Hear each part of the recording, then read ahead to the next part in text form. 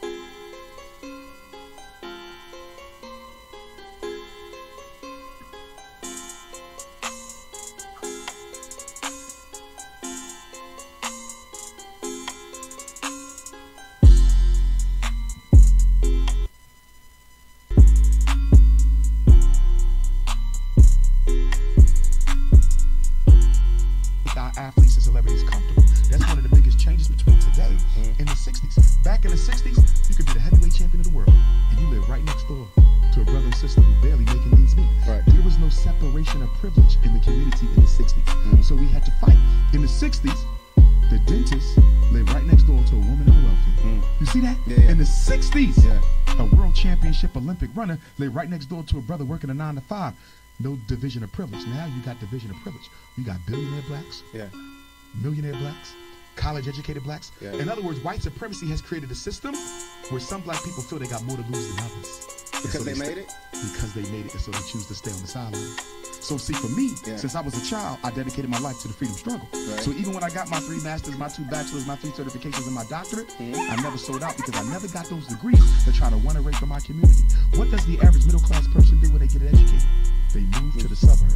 How are you going to build black power without a black power base? You got to have population power in order to have political power. One of my good friends, professional football player, I've heard him say this over and over, and I don't know how I feel about him saying it.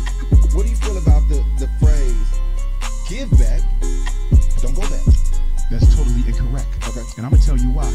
Giving back, may provide some financial resources. But going back provides an intangible psychological stimulation and motivation for the children to want to do better. Your presence is infinitely more important than your profit. And then we turn around and blame the hip-hop artists for being bad role models. Lil Wayne ain't supposed to be a role model. Jeezy ain't supposed to be a role model. The reason why they're role models is because the real role models turn their backs on little black boys. See, 50 years ago, the dentist lived on the block. 60 years ago, the doctor lived on the block. The engineer lived on the block. The electrician lived on the block. Now they move out, and they get mad at the rappers. The only reason why Lil Wayne is a role model is because the doctor, lawyer, dentist, and engineer ran to a white suburb and probably married a white one.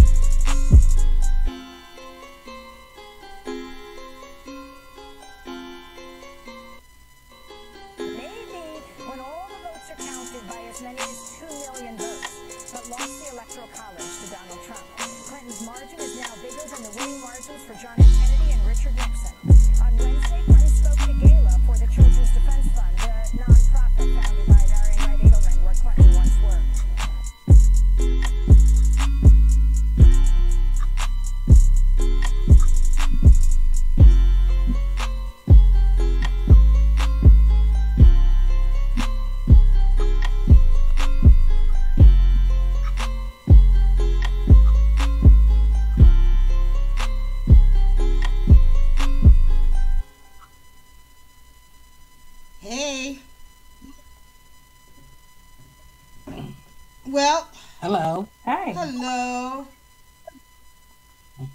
Welcome. Let me just get my screen so you guys see me, right? Hold on a second. I'm still learning. My name is Michelle. I am your host with Agree to Disagree. Today we have Tandy. Tandy is with College Mode Academy, and we also have Cheryl, my co-host. So I want to go ahead and have Cheryl introduce herself, and then Tandy, I want you to go ahead and speak about what you do with College Mode Academy. Of course, everybody know I'm Cheryl with One Way Productions. You know, our motto is going up is the right direction. What we do, I'm from the Marriage Couch at www.directsecretstomatchmaking.com. We're a marketing platform. We have been around about 14 years, and you know, you can come there and get your craft up. You can show what you do, whatever it is. We work like closely with authors and artists, musicians, poets, whatever your craft, whatever you do. You can catch us also going through the channel, a publishing company we have. It's just a lot you can explore. So, you know, go there, the Marriage Couch, again, www.marriagecouch.com or www.direct, and, you know, there you can catch us on Facebook, Twitter, and Instagram. Okay, great. Slap. And Tandy? Yes. Thank you, ladies, so much for having me on. It's Friday, so that's always a good thing, right? Yes. Even though I'll be working tomorrow with an event. But my name is Tandy Caraway, and I'm the founder of a business called College Mode Academy.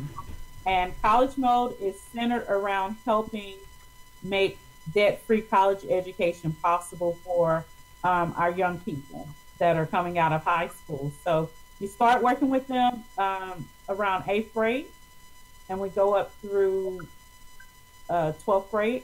And then we do a little bit of follow-up with our kids in high school. So I do wellness checks and see how they're doing in high school. I'm proud to say that all of our students are still continuing in college. We haven't had anyone stop going to college. So we have 100% retention rate after they leave high school, which is huge for the Black community.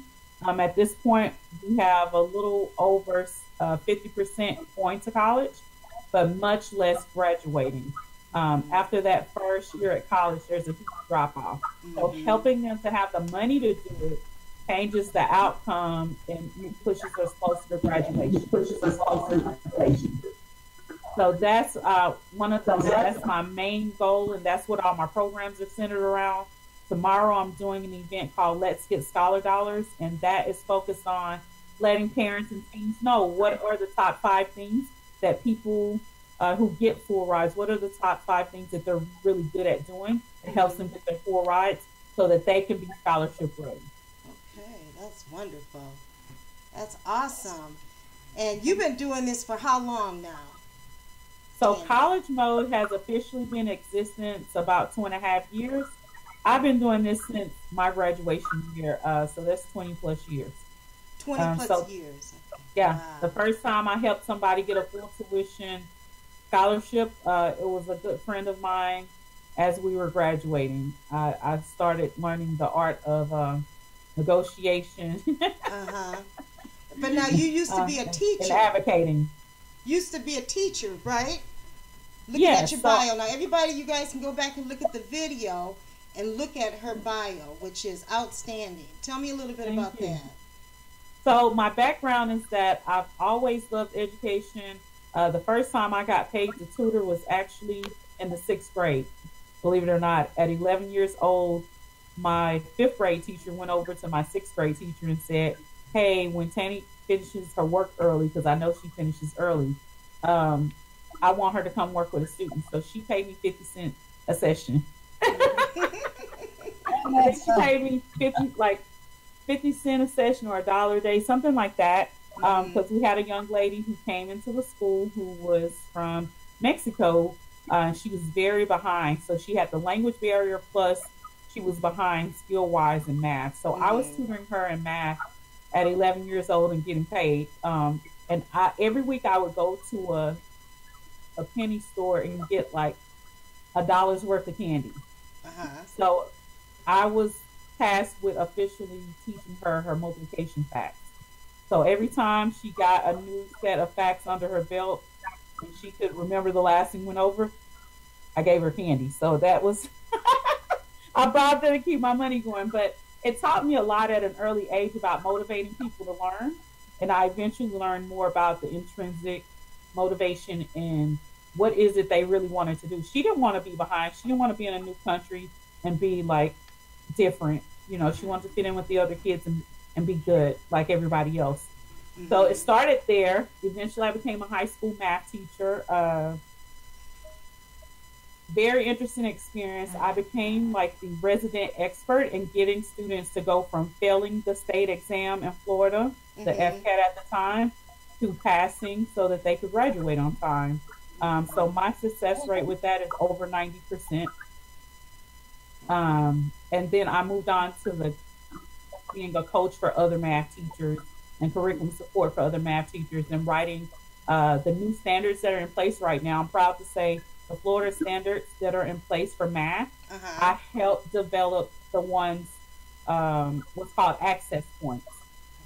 So access points are for kids with cognitive disabilities that have a hard time with the regular standard.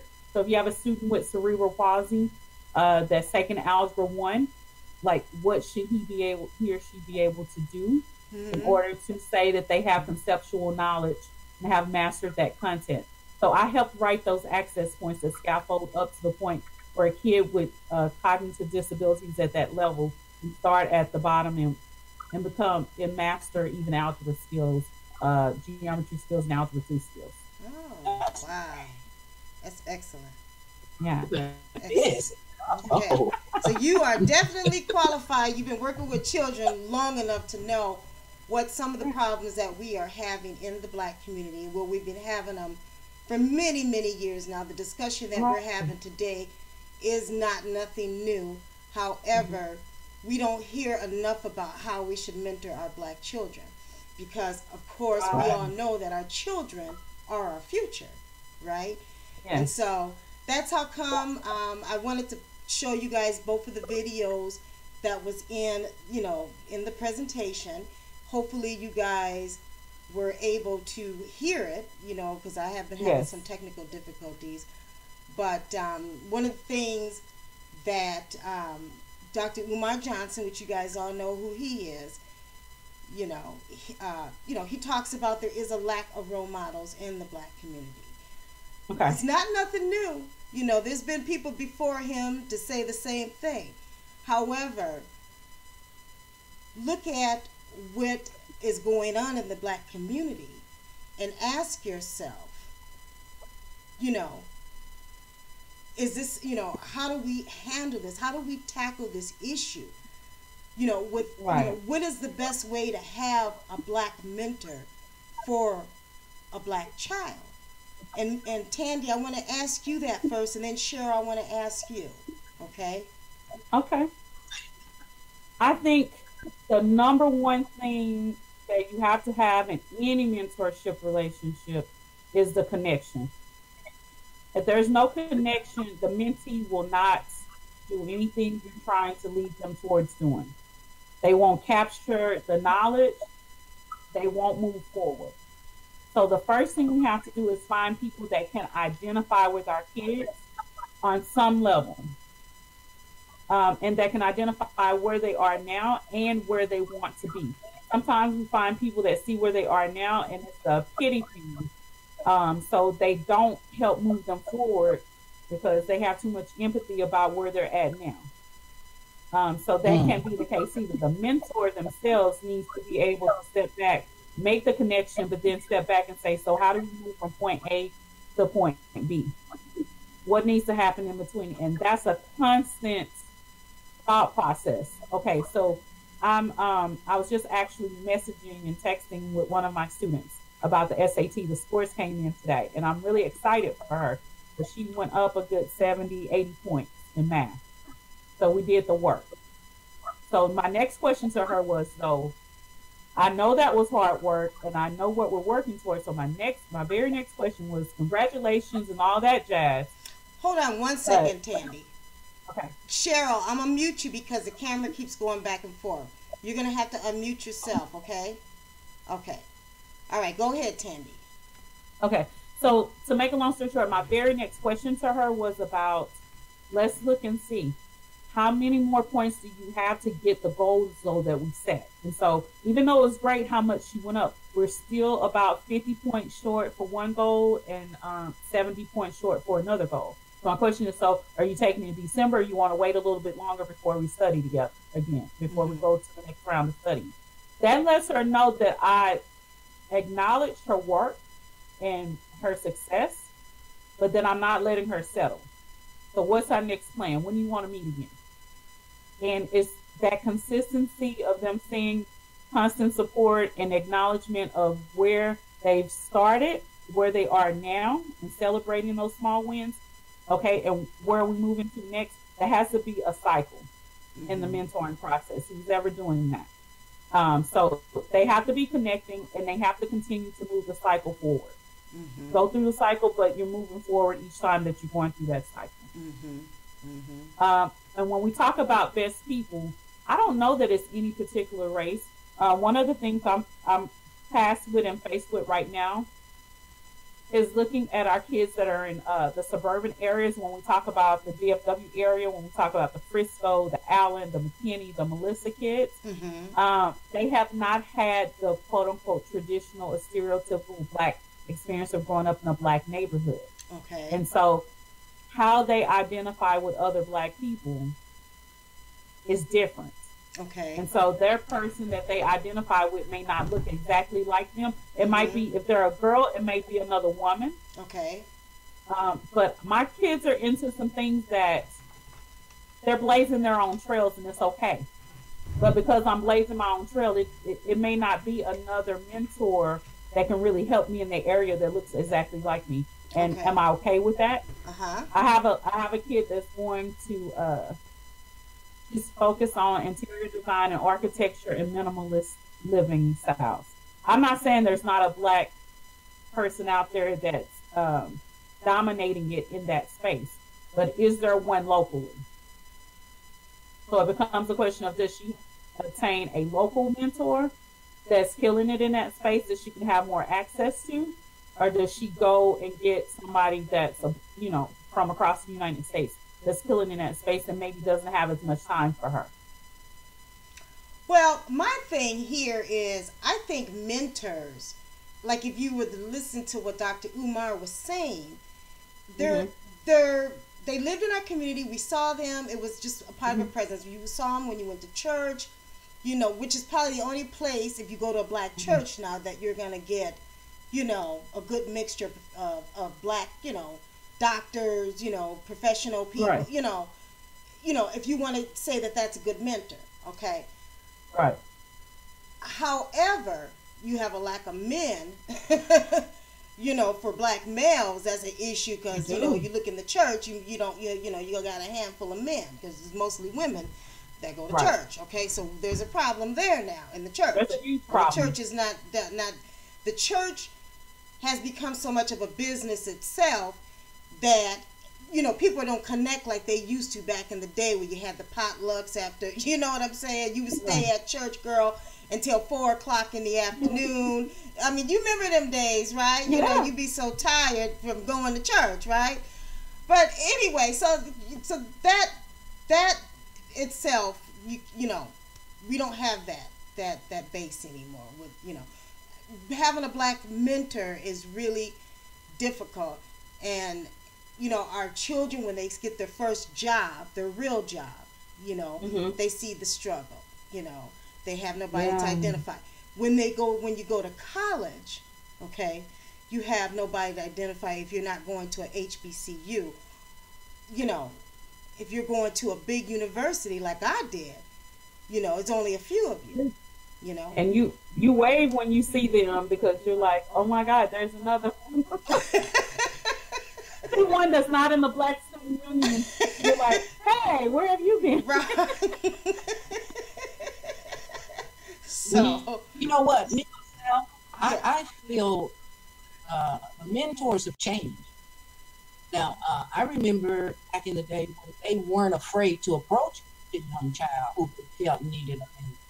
But right now, you know, you don't know, you can't tell if you'll be at risk. I mean, children are not like they were before. They won't listen like they used to. And they won't, you know, accept any help. Like, you know, normally half of the time they feel like, you know, you can't tell them what to do. They don't want to give you respect. They want to wear their pants down to the ground. And that's speaking not only of just African American children. That's children today. So they think they're so old and can do everything and know everything. And, you know, it's just kind of hard to find a good mentor for any type of child right now in this day and time. Unless, you know, because you got to remember, all children that need mentoring, they aren't like at-risk children or children that's, you know, poverty-stricken and all of this. They're all types of children that just have all degrees of problems or need guidance. So it's just kind of hard now. It's hard to approach them. It's hard to find family members that, you know, with a mother and father mainly present in the home, even allow their children, because you can't trust people like you used to. And you know, and it's hard to find good mentors. Because, you know, you have to be very dedicated in that field before it will go anywhere. So that's my opinion. Yeah, I agree with part of that, and part of it I don't. Yeah. Because I'm against the stereotyping of our kids, and I'll tell you why. There's two sides to that, right? So me being the person that became the resident expert at my school and getting students to pass math that had previously failed, you know, what did those kids look like? You could walk in the classroom and almost, unfortunately, look at, the school was diverse, but when you walked in my classroom was not diverse. And so this is something that I bring up, is it can't be everybody else all the time. Some of this we have to take the responsibility for in our community. I'm very big on something you did mention about the family. I'm really big, and I call people out quite often about not being the auntie and the grandma and the mama. Because our aunties, our grandma, when it was time to say something to us, they said it. They said it in love, and whether you liked it or not, they said it. That's how it was. And we have so many, I see these girls running out with babies that you can't tell them nothing. I said, well, most of them, they are buying their own Pampers and milk, so I refuse to let you tell me that I can't tell a kid, a young person that's living in my house, that I got to take care of them and the baby. Anything about what they're going to do or not do. That's right. So that, you know, part of it is I don't want to be bothered. You know, it's the generation. I don't want to be bothered. I'm not going to go through all that drama. That's a lot of stress. And it's like, so basically you're squandering and throwing away your legacy because you don't want to be bothered. And so, and our kids, you know, our kids have some issues, but I will tell you this. All of those kids in that class, somewhere they had an issue because they were in that class. Because I used to tell them, this is like, you know, Narcotics Anonymous. Don't tell me you failed the test by 2 points. We're all in NA together. You just have a different level of problem than the kid next to you, maybe. But you're still in here. And so it was always a matter of connecting with them. Right. And then once they see your light and your care and your connection, I don't care if they had, you know, I had a kid come back with a tattoo, with a sleeve. And so I knew he had been turned out by the streets over the summer. Because he came back looking like a totally different kid. He's in jail now for a drive-by. Now, the problem is that year is the year that the school no longer wanted me to run my service learning program. So I had nothing to capture him with outside of what goes on in the regular math class. I had nothing to capture his attention and keep him busy outside of school. Right. So that's where I see us failing our kids. Okay. Exactly. Well, now, hold on now. Let's get back on this question here. What Dr. Umar was saying in the video. Okay. So I totally disagree with the fact that so many of us for years now have moved out of our community. Okay? Because our kids need to still, when they go to the grocery store, you know, when they go to the library, when they go to things that are in your community, okay, they need to see them people. They need to know about them people. That's how come we have black businesses all over the place and not in a central place in major cities, okay? And that's what I'm seeing because, you know, that's what I do. That's what the Bob program is about. So, right.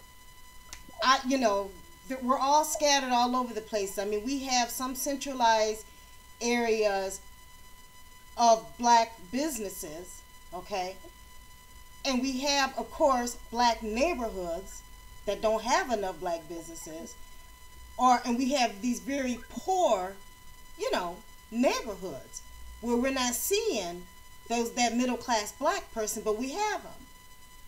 You know, when I say middle class, I'm saying, hey, if you're making at least $60,000, $50,000 or more, you know, per year, okay, in the black community, because, you know, our poverty rate is high anyway, you know, you can do okay depending on what, of course, you know, depending on what city you live in. I mean, some cities have gotten so expensive now, girl. Shoot. Well, I'm going to tell you. Getting too high to live everywhere now. But, but, you know, I mean, I'm just saying, if you're able to have a mortgage, have yourself a decent car, you know, you've got money, you know, left over a few hundred, you know, to put in the bank to save, you know, those kind of things. You know, things that, you know, you can take a vacation once in a while, you know, that kind of thing. You're not... Okay, well, you know what, Michelle? I don't think it's a money problem. Like I said, I think the issue is that they are afraid to approach our children. And like I said, our children... They shouldn't be afraid to approach the children. That's the problem. But you find one in a million, like you guys That's and me. Problem, I love Cheryl. children. I'll reach out. But when you need to do a survey, because a lot of people are not getting involved anymore. And they're not getting involved. That's the whole point, and that's the reason why we want to talk about this. That is the problem in our community. Is that we cannot be afraid of our children. They're buying into the media foolishness. Yes. And I'll tell you something else. When they do get involved, usually the child becomes a project or some form of a fashion as far as making it seem as though that this is something they're doing, just a lot of people, like I said, just for show. Because you have to be dedicated to be a mentor to a child. You know, and you have to really, really feel obligated toward Not that necessarily. child. But if you're doing it just... Not necessarily. Feel that. That dedication, I'm not saying you have to be dedicated to showing up as yourself and leading by influence at the very least. You have to be dedicated to that. If you're going to do it, I feel like if you're going to become some child or someone's mentor, and you need to be able to produce, and you need to be able to be there, and it should be something that you want to do, not because you feel you should do it or you're obligated or you have the sense of I signed up, you know, whether I want to do it or not, I'm gonna do it to just hurry up and get this quarter over with or whatever. When you are or you become someone's mentor, they look at you for life. As long as you're around, they feel like they got somebody they can go to. Now, if you're not dedicated or obligated or don't really want to do it and you're doing it only for mentors can be temporarily in your life. Different. I was going to say, I think there's different levels of mentors. There's not. I'm not saying there's not, but I'm speaking of children right now. I'm speaking of children that is looking up to you. But think about it, Cheryl. Who were your mentors? Who were some of your mentors when you grew up? Do you have those mentors still in your life? Like I said, as long as they're alive, you know, or as long as they are around. But see, the mentors, most of them in my life, because, you know, I'm at the last stages of my life, is that they're mostly gone or, you know, were way back in the day, you know. But there's a couple that may be still around, but they're old. But, you know, like I said, I could, just like Tandy said, when I was growing up, it didn't matter where I was. It didn't matter who knew me or if they came and said, I'm going to be your mentor. I had to respect every elder that was in my presence. And I had to, and it was like, I wouldn't curse you out because you asked me or wanted to show me something or told me the difference between something. It wasn't like that. And if I did, if it was someone able to contact my parents or whatever, well, then we're not talking about that, though. We're not talking about their mannerisms. We're talking about mentoring them for success. And what Tandy does is she gets them prepared to go to college and to be successful so that they don't drop out of college. Okay? Now, not everybody is prepared to go to college, though. And not everybody's going to college. Even my godkids. Yes. Okay, hold on. Let Tandy talk now. There are not enough mentors like it used to be. Now, that's what I understood you at. Now, maybe I misunderstood. There's not no. What I'm saying is mentoring for success. It doesn't necessarily have to be for college, but that they're not ending up being mass incarcerated, like you see a lot of our people are, and a lot of that's political. We know it's not that they're sometimes even doing anything wrong, to get the type of sentences that black people get. Okay, so we all know about that. That's a whole nother discussion. I'm not trying to go there. What I'm trying to say is so that they're not living a life of poverty, okay, that could happen as well, so that they can be self-sufficient. So we all know that in the past, college and education is a tool to help ensure that not happening. However, that doesn't mean you're going to get a job, and that doesn't mean you're going to get quote unquote the best job. I've been down that road, okay? However, it is better than a person standing on the corner selling drugs, okay? It is better than some of the images that we see with our young black people. It's better than the hoochie mama standing on the corner shaking her butt or trying to sell her body for some money, okay? It's better than that homeless person being homeless out on the street, don't have no place to sleep. That's better than that mentally ill person being angry out in public, okay? So these are some of the images that we see in our communities. And the reason why we're seeing them in our communities is because, number one, it could be nice to know that you can say hello to your neighbor, okay? Your neighbor who might be a dentist, who might be a doctor, okay? It would be nice. It would be nice. Because, hold on, it would be nice if we can get them professional athletes instead of always going way out somewhere, building up. Go in that raggedy little dilapidated community and buy up the block and build you a skyscraper or whatever.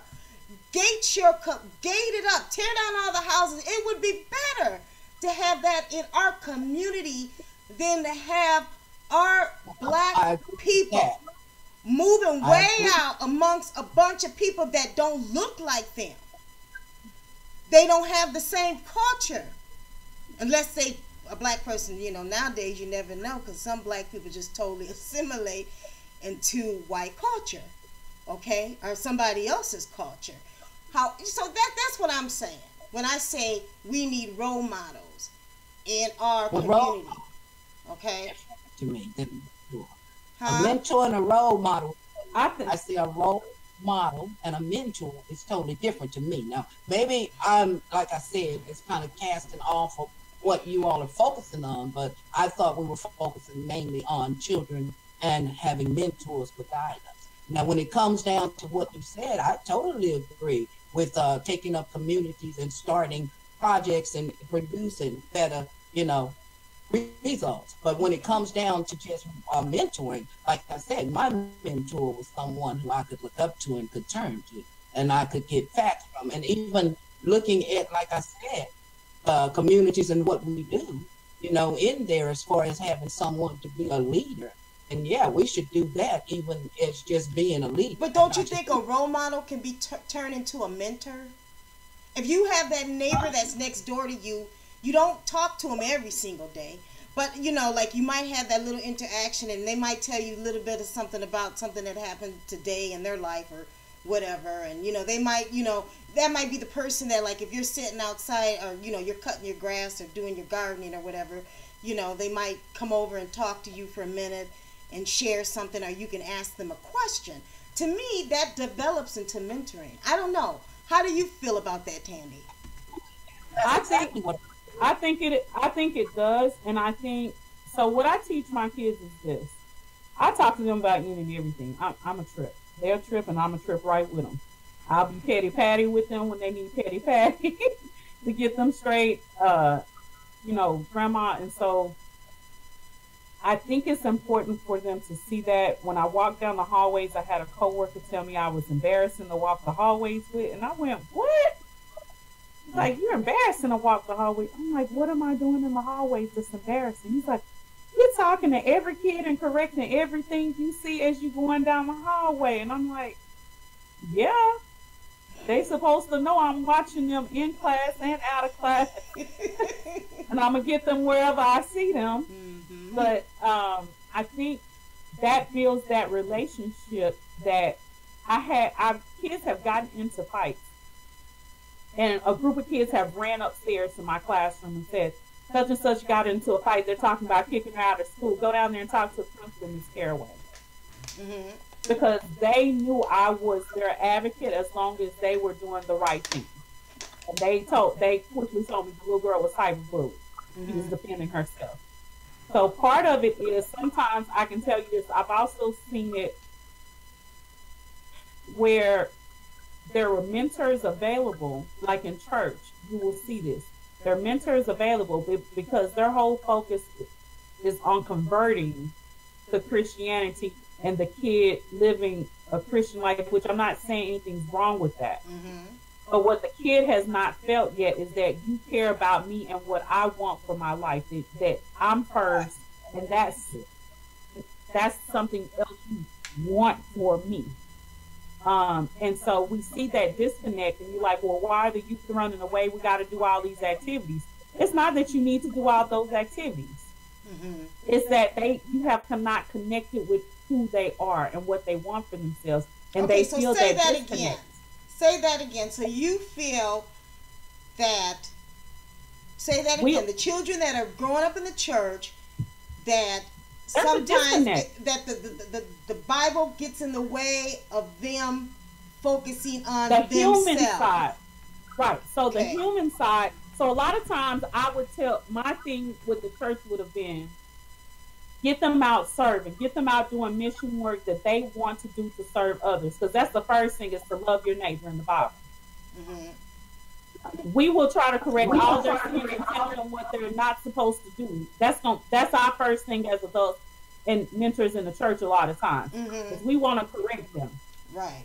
But if you get them out there loving on other people, and they can see themselves in those people, and they can see, oh, if I make this misstep or that misstep, that's a conversation you almost don't have to have anymore, because they see what's going to happen when they make that misstep, when they're out there helping people less fortunate than them. Mm-hmm. They see how that person got there. When you have those engaging conversations and you do that kind of service work with kids, they get it. You don't even have to have a whole bunch of conversation about it. Mm-hmm. And so sometimes we're so busy trying to convert them and correct them and chastise them that we haven't taught them how to be human first. They need to be human. They're humans before anything, and they're God's creation before anything. So that human connection, you can't bypass that human connection, because you're supposed to be God wrapped in flesh. Mm-hmm. So if your first thing is chastisement and judgment about who they are and what they are at that point in their life, they feel that. They immediately, they know that's where the place you're coming from. And so they're not going to, who would connect with judgment and criticism? Okay, well, none of us want to. Let me come in there. As far as where the church is concerned, that was one of my first assignments. I'll put it like that, from the in my Christianity and speaking and knowing what leadership I led in the church. Mm-hmm. You were my first mentor. And see what it is with children in the church, let me tell you. You can't start out teaching them how to become good people unless they understand what they're in the church for. The church is there to teach them first the love of Christ. Once they learn that, everything else falls into place. Because once you teach them the love of Christ, then you teach them to respect. And when they understand exactly what rendering something is, then they know how. I mean, you can find children that call themselves kids and things like that. And they're the children that's usually the ones who know a whole lot, but they portray themselves to be the rebellion type when they lead a church. But the children I used to teach them, and they would be so excited about learning all the different phases of how Jesus Christ portrays their life and comes into their world. So once they get out, but sometimes it's hard for them to put that into today's world, Cheryl. Let me finish. Because today is not teaching that anymore like they used to in the church. Now the church is shoving the children and shoving things in them. See, children need Sunday school when you want to teach a child how to really know what they're going to church for. Because see, so much of life into religion instead of reality. Once they see that he's still reality and he still says what the final everything gonna be in life, then I'm telling you, once you accept him and know what's going on, and you can focus on, because if you don't know love, I'm going to tell you this. I don't know what you're reading the Bible for, because you won't understand it. Because you're looking at it as a book. It's life. That's life itself. Anything you want to know. Okay, let's get Cheryl, I don't mean to interrupt you, because I know how you can go on. Well, one of the big things, just to let our audience know, is that me and Cheryl, we butt heads a lot when it comes to religion, okay? and I think that is probably one of the reasons why we have this show called Agree to Disagree, okay? Because she interprets everything through religion, and I am more spiritual, okay? And my reality. God is reality, not religion. You'll remember that one day. I don't ever relate my Father in heaven to religion. So don't get me confused out there. I don't want nobody thinking that it's not anything. It's reality to me. Okay.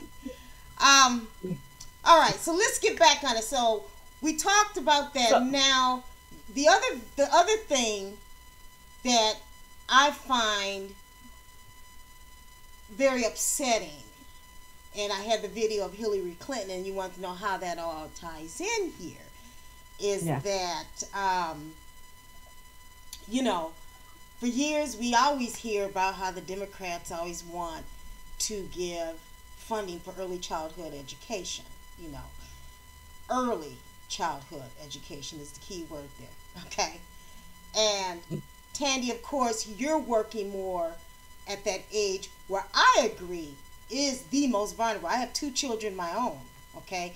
I know when my kids got, when my kids were at the point where 12, 13, 14, 15, those were the vulnerable years. 12, 13, 14, girl. Oh my God. Oh my Them God. Are the years that your children will get involved with things, start doing things that they shouldn't be doing. They're not really interested in the church anymore. Okay, Cheryl? You got to drag them to go to church, and stuff like that. So it makes me upset when I hear this thing about this money always going early, because to early childhood education, where it should go, in my opinion, to the age group, Tandy, that you're working with. So tell me a little bit, how you feel about that, and is there a way that we can, stop that from happening, or is it just because we know that Hillary Clinton was just a scandal herself, and her friends and everybody just filling their money with pockets all these years, acting like they're going to do something like the same kind of political scandal we see with almost everything else that goes on with black people in America. You know what I'm saying?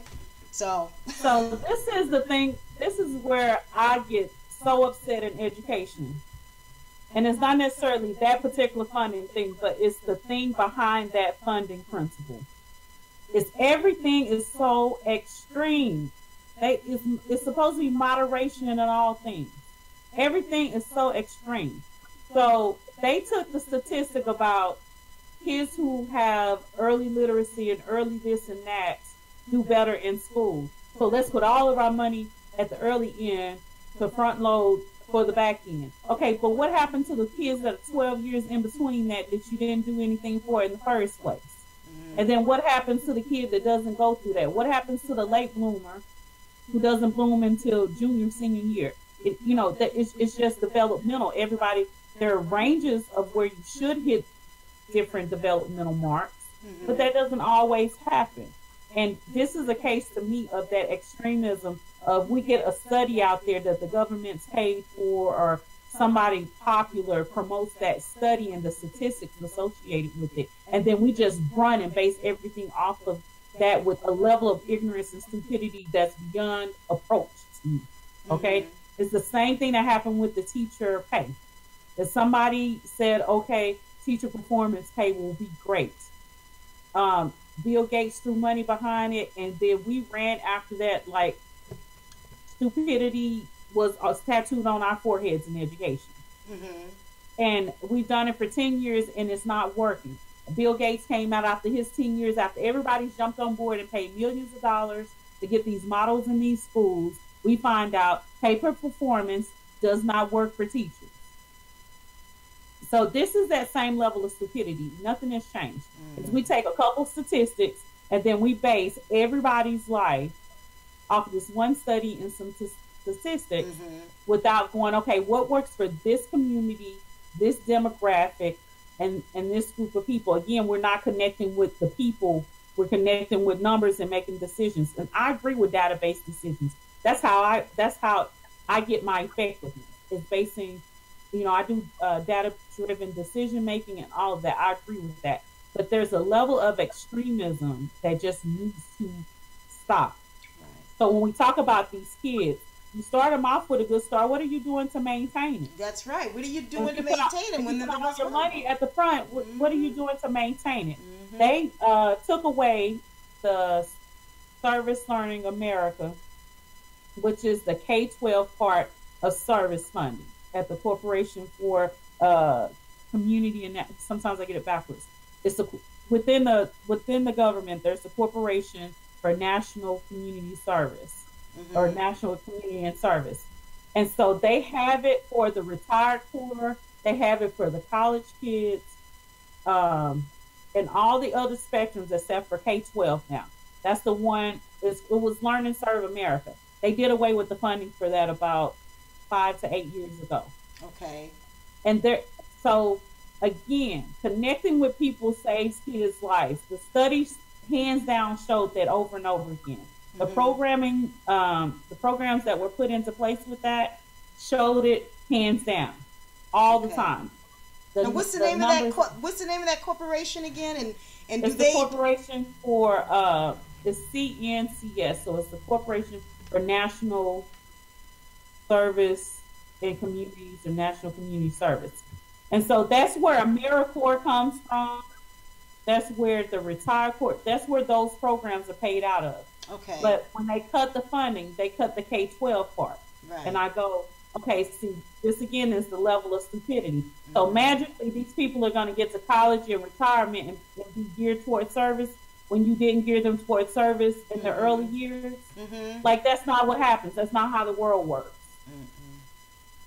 So we are continually making mistakes, bad decisions, and not correcting them and being extreme in our decision making. Instead of spreading the money across the spectrum, it's the same thing as schools. A school will be low performing in reading, so then the reading department will get 80% of the money. And it's like, okay, so the other departments don't have reading in them?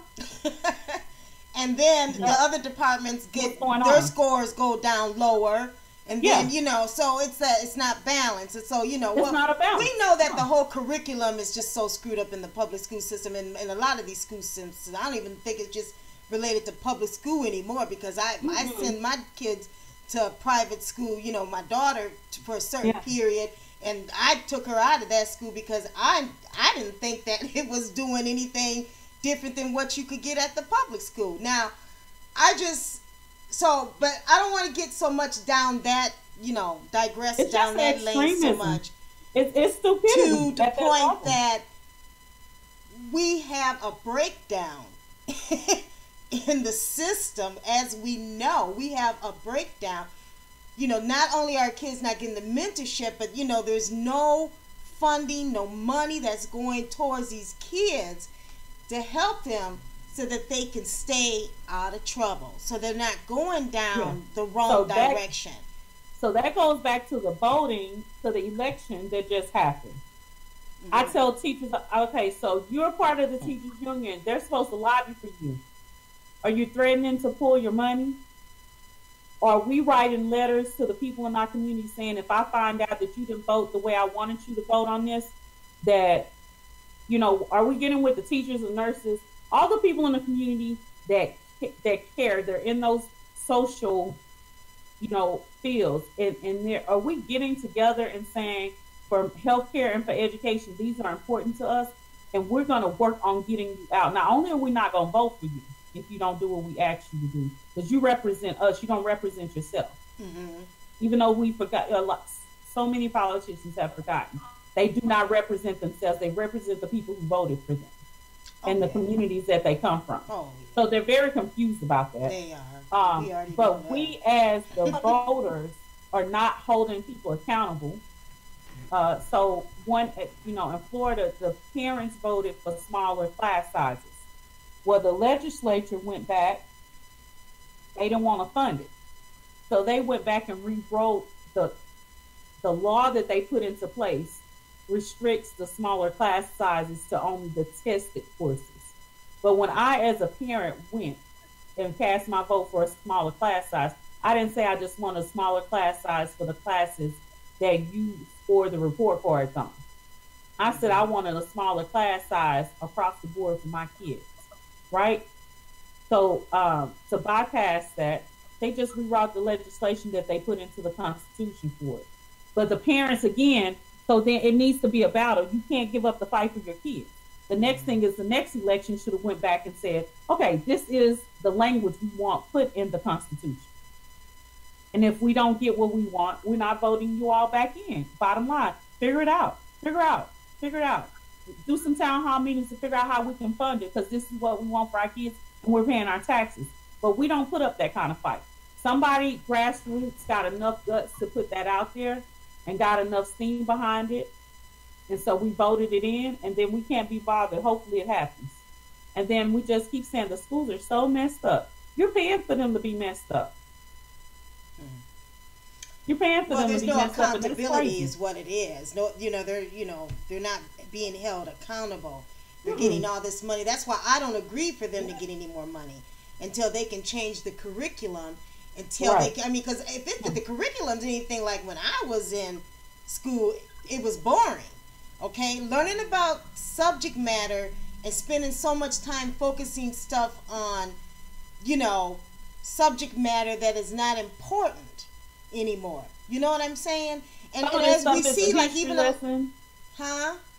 we're busy with outdated curriculum, and we're busy focusing on stuff that the colleges that even told us they don't really care about a kid coming in at that level. So we're busy making kids learn algebra 2, which is really the beginning college algebra, and the professors are sitting around saying they don't know anything when they come to us because you push them through everything too fast. What you gonna say? I say I'm not sure about other states. I know Texas have released a new 8 through F grading. They curricular they're using, but not that I found out, because I don't have any children coming through my home in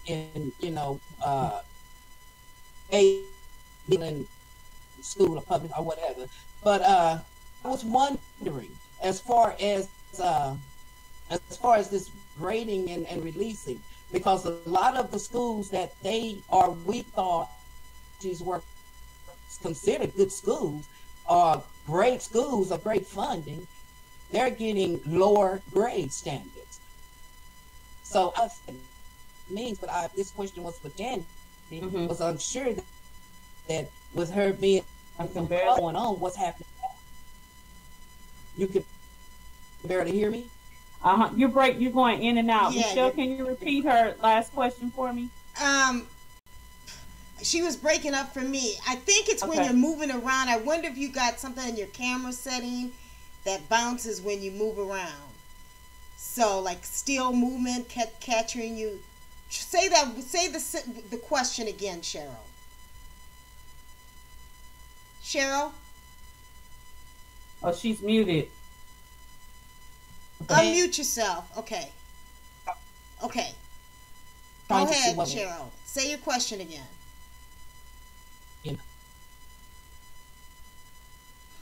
Her, Texas.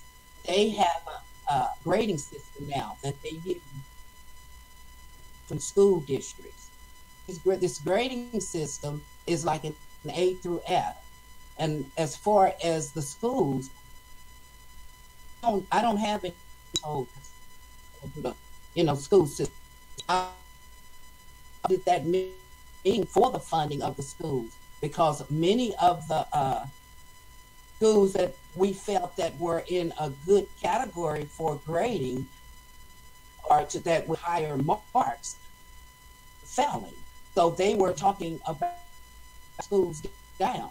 And and I was wondering when she was talking about, and you all were talking about the funding. Okay.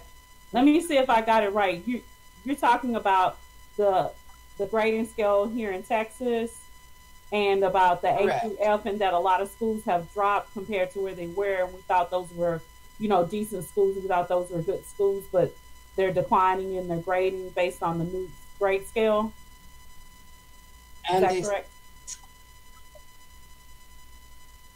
Getting rid of the funding and closing those schools. Okay, so those are two issues. They're talking about closing the schools. Yeah, I'm catching some of it. I just want to make sure. So we're talking about closing some schools based on them declining, having low grades, and then we're talking about the grading scale change. So they came up with, Texas has a lot of initiatives. There's a 60 by 30, where they want 60% of the population that's from like 18 to 35 to have a post-secondary degree or certificate by 2030. There's an early initiative about being literate by by third grade and stuff. So we have a lot of different things going on that some of those metrics that are used in the grading are tied into right now. But what I will tell you is that because we have those metrics in place, what they did was like a graduated or a metered system, saying that, if this year we're supposed to, in order for you to get a C, you have to have 50% of kids passing. This is a very simplified version of the formula that I'm giving you, okay? But if 50% of your kids are supposed to be passing in math, and that's a C for 2017. For 2018, that might be 55% that need to be passing to get a C. So if you stayed the same and you only had the 50%, you actually decline. So because these initiatives are in place and they're metering and trying to push the schools towards new metrics every year, the target is moving higher. And so even schools are staying the same, you're going to see their grades drop. You're going to see their rating drop. Part of this is the question becomes, so are we giving our teachers the right tools and support and infrastructure to make these new targets? Because when you go in the teacher's forum, it is hard for me to be in the teacher's forums right now because teachers are crying, teachers are going on Xanax, Teachers are constantly in a mental health crisis right now. And they shouldn't be really teaching our kids if they're using. Well, this is girl. Well, Michelle. But when you say that, then who's left to teach them? Because well, that's the thing. That's one thing that Dr. Umar talks about too, is the fact that we don't have the right, teachers. The kids don't have the, teachers. They can't identify with these teachers. It's not that. They wanted to put me on anxiety medication when I was in the classroom. It is not the teachers. Okay, there's bad apples everywhere. What I'm telling you is this.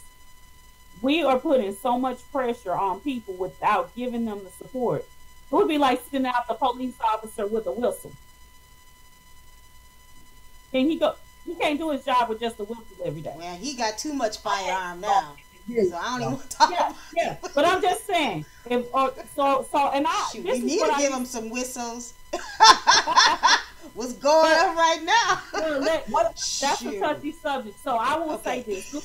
This is the example I do say a lot. In high school, I worked at Taco Bell. You're telling me to make tacos, but you're giving me just the taco shells or the lettuce. I can't make tacos. I understand your point. And if you tell me I'm going to lose my job and my license possibly. Now see, not just my job, but I'm going to lose my license too possibly. Let's see, I can't make a taco with just lettuce. I'm stressed. See, that goes back to what I said from the beginning.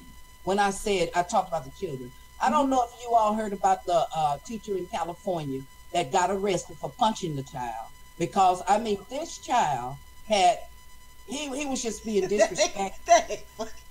Oh, yeah. You're talking about that black guy. The black teacher, because the guy, did you see the video with that young man standing up in his face? What I'm saying. That's the kind of youth we have today. I mean to laugh. You can't tell them anything. You can't guide them in any way. Even the teacher can't even, he felt they couldn't even teach him.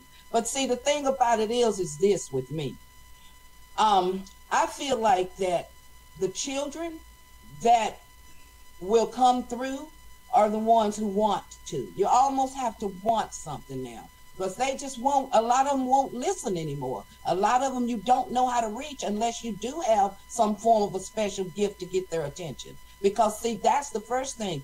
I heard that this teacher had prior to this gotten beat down by 2 other children. Back in the past. Is that me? Anyway, no. But what's really sad is this is what I'm saying. This is why teachers are on the anxiety medication. Because I don't know if I'm gonna get beat up today at work and you're gonna send that kid back to my class. That's right. I don't know that. That's the pressure I'm under. We have first, second graders kicking grown women. Teachers. Yes, and men. But at that level, it's a female dominated, career, and everything. These things are happening. A correction officer, not saying that our classrooms are jails, or I don't want that misunderstood, but there's not another profession where you're expected to take that type of abuse. Nurses are undergoing some different stuff too now, and we're having to restrain, and they're doing a lot of medication and some other issues. But you cannot expect somebody to walk into a place and to be skilled, have to have a degree and a license, and to work 40, 55 hours a week for $40,000, and to be physically assaulted. Like, who's signing up for that? That's what I'm saying. That's why we're losing the mentors. Yeah. And who's signing up for that? So when we talk about the schools, it's an issue, because I myself, being a master's degree teacher and as gifted as I am in my field, I'm not taking the abuse, because I got to take that home to my family every day. And teachers, if you look at teacher planning days, off days, Thanksgiving week, Monday, the doctor's offices and the dentist's office is going to be filled up, because teachers are trying to get tune-ups to get back to work to their kids, and the ones that love their craft that are still there. But that is what they live through day in and day out, trying to work in that profession without the support of the community and everything. And I tell them all the time, why are our kids, even in high performing schools, our kids will be performing the lowest? Somewhere we got to take accountability. Because there's no discipline anymore. There's no discipline in the home. There's no discipline. But our kids are not no less disciplined than any of the rest of the kids. I think it has to do more I'm not blaming it on just our with kids. the testing and the curriculum itself. That's what I think. I think what it is we do not do homework with our kids. We can't be bothered. We on Facebook and social media. Some parents, yeah. We are not our child's first teacher like our parents were. Our parents taught us a lot when we stayed at home. From the beginning. That's what I was trying to say. Because it's not like it used to be when our parents were coming. Even when I was a parent, mentoring children. No, it's not like. So hold on. Before we get up to that performance, talking about the performance then, okay? So we're tying this back to, they're not doing their homework because they're on Facebook? Or no, not the kids. I'm talking about the parents. Parents is what you don't know if your kids did their homework. What's the correlation? You don't know if they had homework. What is the correlation? What is the correlation between the parents not parenting their kids to do what? To do their homework? To do what? I guess that's what I'm trying to find the correlation. I can name 10. I can name you 10, 20 things. So when I was in the classroom, I said, okay, we can use the buddy system. I had to create a buddy system for the homework because they said, well, what if our parents don't get home? Because, we got 2 and 3 jobs trying to keep up with the Joneses. We're absent in our home. We're in our homes and absent at the same time. And we don't know what's going on. I talk to kids all the time, unfortunately, and what I do, their parents don't have a clue what's going on, and then sometimes they wouldn't let me see their essay.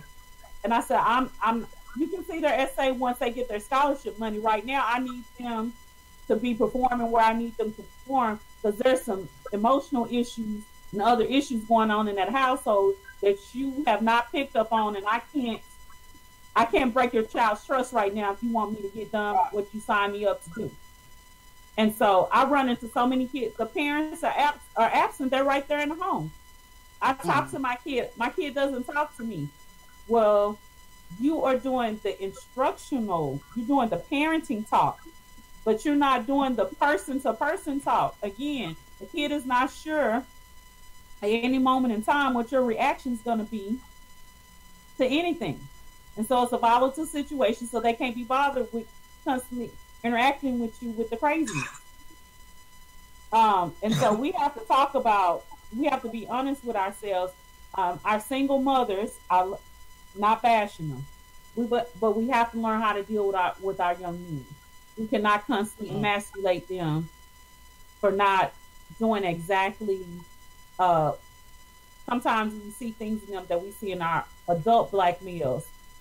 And we're so busy trying not to make them like that. But the thing is, when you don't want something, the best thing to do is fill it with what you do want. And sometimes we spend so much time feeding negative energy trying to stop stuff rather than feeding the positive part. So you don't want them to be a deadbeat dad when they grow up and their dad's not there. Then what does a present father and a loving father look like? Well, is it somebody that's a servant leader? Here we go again, talking about them role models. Now, I believe that every household should have a man, family should have the man and the woman in the household, okay? Because that's what every kid deserves. Because, you're a full-time mother and you're working and you're tired. Going to school, you're tired. And, and so it diminishes how we parent, okay? However, that's where you got your aunts, your uncles. That's where your cousins. Grandma. Where's grandma these days? Grandma can't be bothered. She got to get her nails and her hair done and do her thing and go meet up with her girls. And, it's so much stuff that we're putting before our families. And we quick to say family first.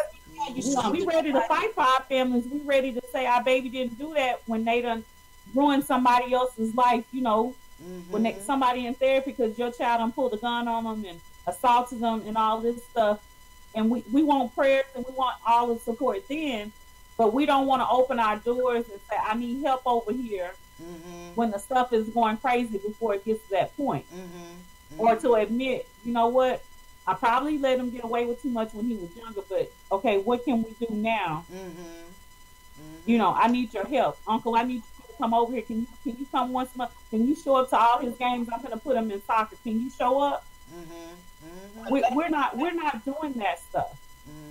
Okay, now I have to commend the children and the young men who have, and that the ones that I know of. I've had the opportunity to just me and my husband as at several points in our life to parent young men. You know, it was just maybe some kind of, anyway, would land them with us. So I'm going to tell you a lot of the young men, well, I can't say a lot of them, all of them that came through are parents now. And they are very good, you know, and a lot of them didn't have a father in their life, just the father figure that we offer to them. So it's a matter of somebody needs to be there to love and connect with that child. Right, that's right, that's all. They just need they need love and connection. Someone, that's right. They just need to be able to have somebody to go to. Like I said, somebody they can depend on and somebody they feel like will be there. Because when you take the role of a mentor or you take the role of a parent or whatever you want, being guidance or a guardian, whatever, then you have to make sure that you're obligated to that child. Because way since they've been gone and grown and got some of them their own children, he'll come to us. You know, and that's the thing. It's so important to build those connections and for them to know that they're loved despite their mistakes. I tell my young people, I say, you gonna go to college? I know you're gonna do some stuff that when you realize the situation, you ain't gonna be like, they told me not to do this. I shouldn't have did it, and you gonna want to get away. I said, you can always text and tell me to call you, and we'll get you an Uber. I don't, you know, we need, our kids need to know that they have ways out when they make bad decisions. That before it ruins their life. When they're making the smaller bad decisions that they're hiding, they need to know they can come clean and there's redemption. And also, tough love sometimes need to be induced. And that goes back to this religious thing and this reality thing that Michelle talks about. But tough love, see, because one thing that a lot of children, like I said, is missing, that all of the ones I just spoke of got, and it was discipline. Because now you discipline your child, they'll call the police on you, they'll start telling you what you can't do, and it's too many laws, and it's not an accident. That's what I'm telling you. It's things just like, it's happening because this is the way that, like I say, the other force, because I believe in God and I believe in heaven, I believe in it, and it's that force that's coming in and guiding our children. So you tough may not, but you got it. Tough love is, you know, is according to me, is according to come out. You know, that's what I'm considering tough love. I'm not, when I tell you what I said about the spiritual part, but like I said, tough love, when I mentioned that, I mean, I'm not going to always bail you out when you're wrong. Oh, no, I'm not going to bail. And I tell parents all the time, I said, I need you to let them fall. That's right. I need you to let them fall sometimes when it's not there. I need you to let them fall when it's not detrimental, because they need to internalize what failure feels like and how to overcome. That's a skill, that resiliency skill. They need to experience that at a level that they can recall having to have done that, so that when life knocks them down as an adult, they know they have the ability to bounce back. When we don't do that, because that's something else, we're coddling our kids, and then we're taking out the student loans. You know why? Because we feel guilty, because you're like, they don't even know how to write this essay. I can't believe they don't know how to write this essay. And they've been in school all this time. And now you realize that you didn't know your child couldn't write. So you like, I can't really blame it on them because I didn't make sure they knew how to write. You know, and now you got the mom guilt over here beating you up, and they tell you, I really want to go to that school. You know, and there, again, it's no balance. You're not saying, okay, I wasn't paying attention, but you knew that you wasn't doing what the teacher said, so I'm not gonna give in either. Okay, where we gonna meet at in the middle? Because we're not taking out all this debt. You know, but I'm watching parents do that crazy stuff. I didn't know. Yeah. I didn't know that they, you know, they said the essays are number one. I didn't know that they didn't write. Yeah. So you didn't know your child had homework and papers due, or you didn't notice. Some of them will say, well, they never really wrote any papers. So again, you can notice that the English, the freshman English, and sophomore English wasn't giving your child the education they were supposed to have. Right. But that's what I mean about being absent. Too focused you know that on when themselves. you were in the 9th grade and the 10th grade, they should have had a research paper due. That's and if right. they didn't have one, put them in summer enrichment. Go find a camp somewhere. Go online. It's enough YouTube videos and stuff. We got Google University, as my friend called it. When my son told me he didn't have homework, I knew what that lady told me at open house. I didn't care what he said. I knew what that lady told me at open house about how she run her classroom. And that they have a test every week. So I don't have no homework. Okay, well that lady said she tests you every week. So what is the test over this week? Because I'm going to find you some work.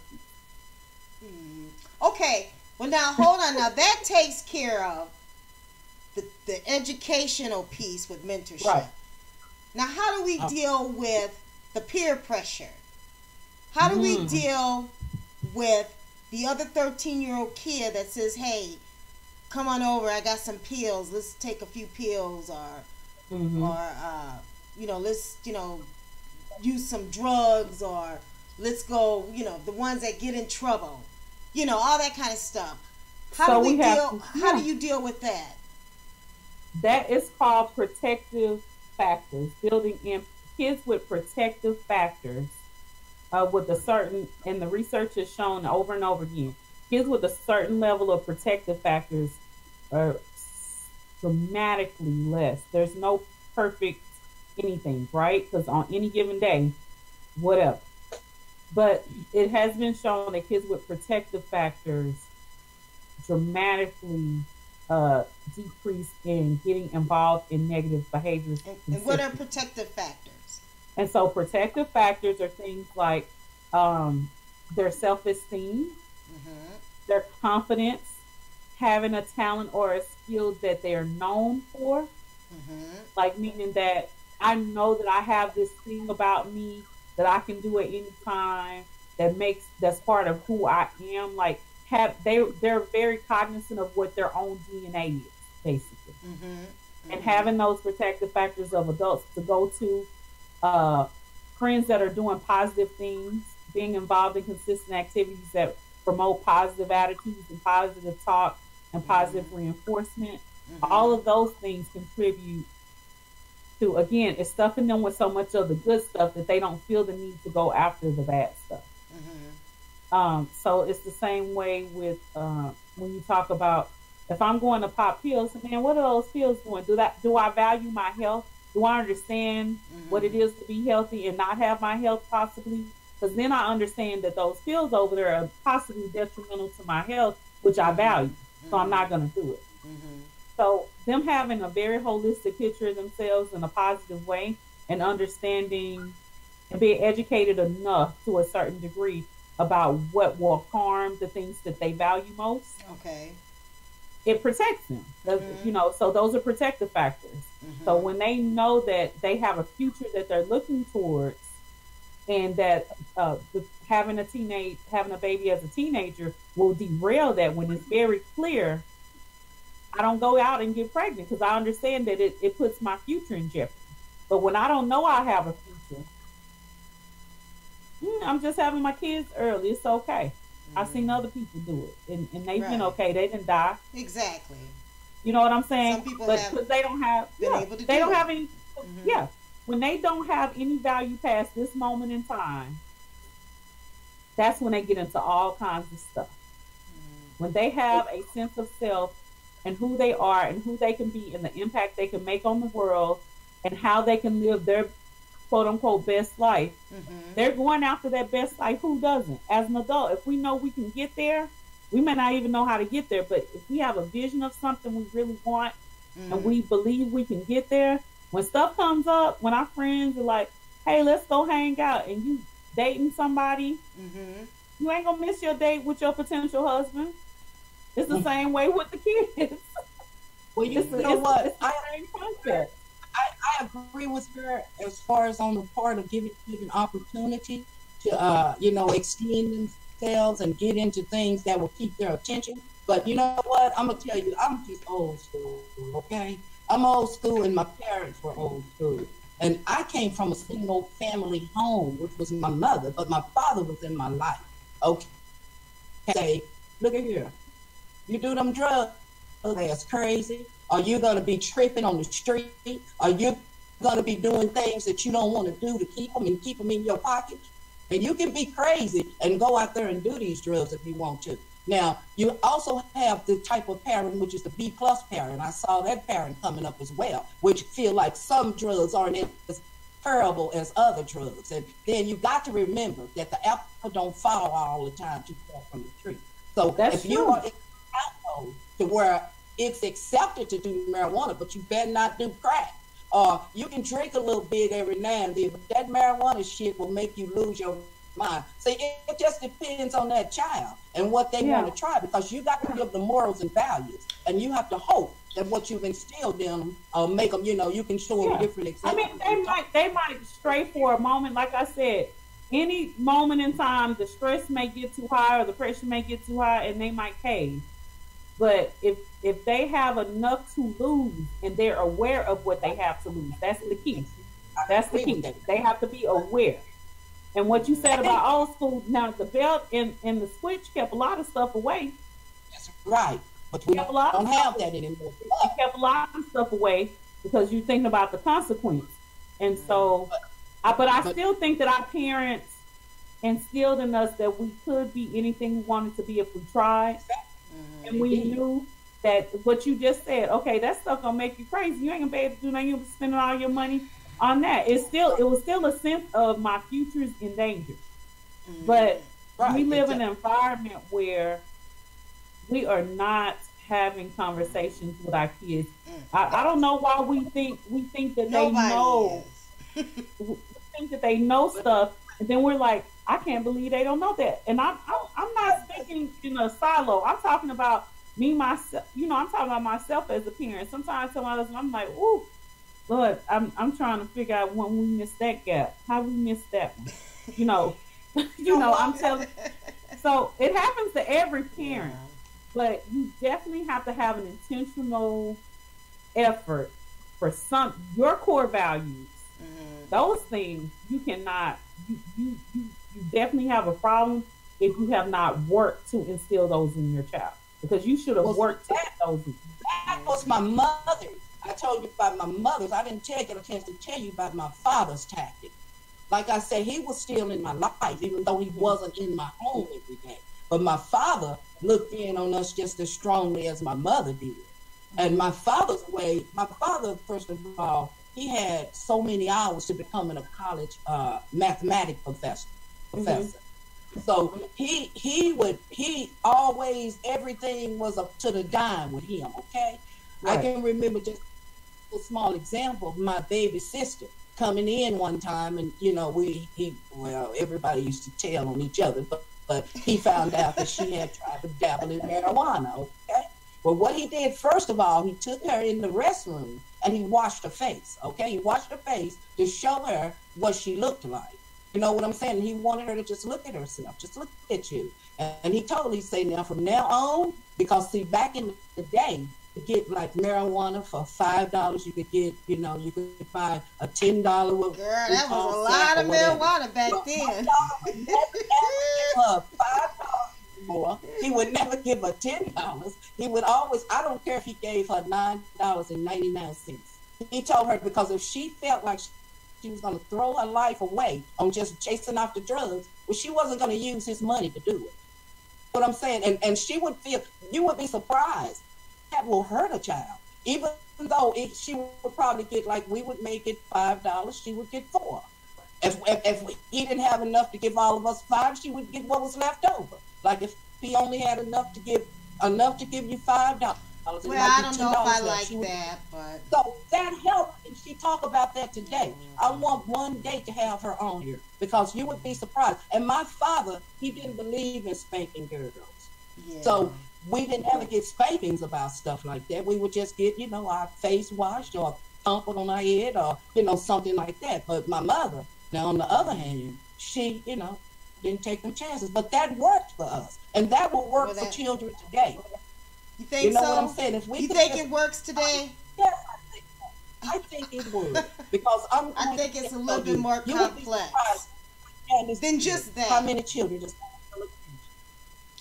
Well, that's just another force that is, why this show today is being called Mentoring Black Youth in a Difficult World, because there's many forces that the children need to have that good mentor. So, we've got the self, like you talked about, Tandy, how important the self is. Having that confidence. Right. Setting them goals for yourself so that, so that you can learn how to accomplish things. And like you said, Tandy, if you fail at doing it, then, you get back up. That's right. You get back up and you try it again, you try it again, you try it again. And that is a problem for those high achievers who do fail because they tend to blame themselves when they fail. And then that causes depression, and we see a lot of that in our children. We don't talk about, that's why I want to talk about another show. Too much pressure. Yeah, it's the balance. It goes back to the extreme stuff. If we haven't said, okay, listen, this is gonna be, I'm upfront with them. I'm like, now this test ain't easy. If you don't study, nothing's gonna happen. I promise you, nothing's going to happen. But on the other hand, I go, if you study and we didn't get it right, okay, what we need is time to figure it out. What I need, not, I'm constantly telling the parents, stop putting your kids in this microwave where they're rushing when they really could have had years to learn this content over time as they were learning the other content. The other thing is, if you're constantly doing that, you're going to see where the curriculum has gaps or the teaching delivery, instructional delivery has gaps, and you can make up for those gaps as you go along. And I constantly tell people, as a paid tutor, almost all of my kids were honors and above kids. Amen. Okay. And it was because of the parents. Recognizing I want to maintain. I don't want them ever to drop. I want to maintain. And in homes where maintenance is not important to the parent, you can tell. Right. Oh, so that's one part. So we got self, we got family, we got our friends. We talked about the teachers. We talked a little bit about how Black businesses can play a role. Okay, having that, a place where the kids can go look out, because remember, a college degree now is a tool. Remember, a college degree is a tool that you use to better yourself. You have to look at it that way. Because when I was going to school, when I got done with my bachelor's degree, okay, I came out thinking, okay, I'm going to make all this great money and get this wonderful job. And it didn't happen that way. Okay? And that's how it is with a lot of college graduates now. You come out, you're not getting the job. So don't stop thinking about how you can't start a Black business. Focus, get the tool, use it as a tool, learn, but start yourself a business if it doesn't work out that way. I say start a business regardless. We need to have you start a business because that's where your true income is going to come from. Okay? It really is. I mean, it's an asset to have a business, but that's a whole nother show. Yeah, that's a whole nother show. But when you talk about education, I told people, so I chose my niche to be college education and to support kids going that route. That's my niche. But I'm an entrepreneur myself. So I would be remiss if I never talked about entrepreneur. So I talk a lot about my kids need a side hustle. They need to see at least what that level of entrepreneurship looks like. Exactly. And then I talk a lot about education. College education is not for everybody. Education is for everybody. Even if you're going the business route, you're going to have to become an expert in something. Right. If you're going to make a lot of money. Well, not necessarily an expert, but yeah.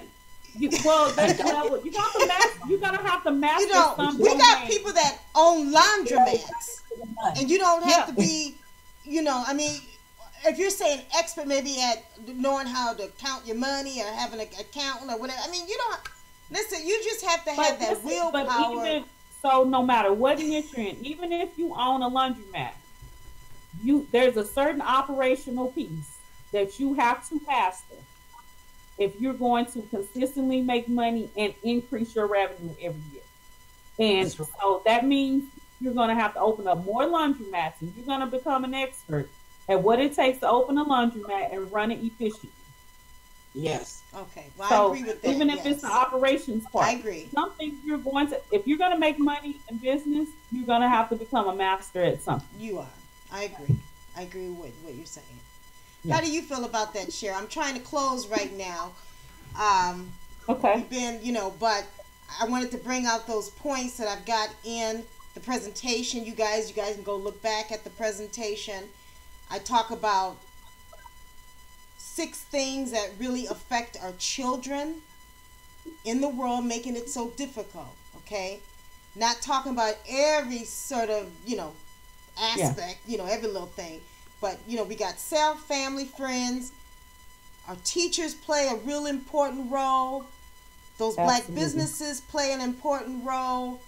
And then the policymakers, okay? And we talked about the funding and the people that are making the decisions, doing the testing and all that sort of thing. Things on the legislation level.